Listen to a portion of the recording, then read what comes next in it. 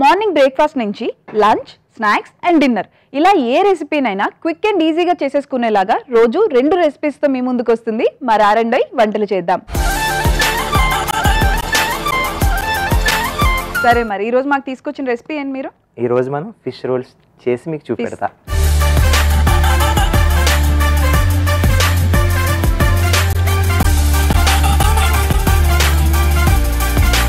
So మరి second recipe ఏంటండి?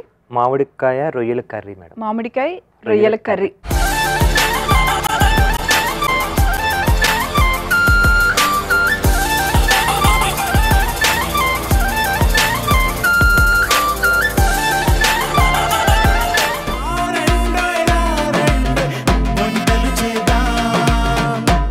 రారండోయ్ వంటలు చేద్దాం.